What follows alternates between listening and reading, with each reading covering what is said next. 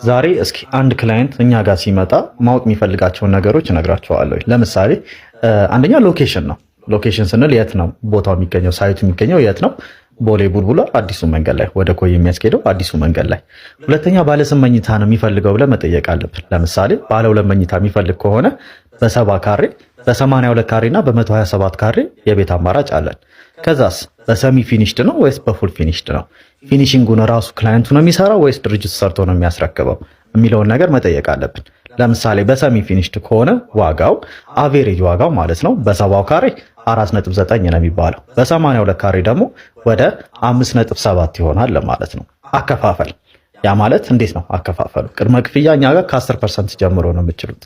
ለምሳሌ በ70 ካሬ ከሆነ 495 ሺህ ብር፣ በ82 ከሆነ ደግሞ ወደ 577 ሺህ ብር።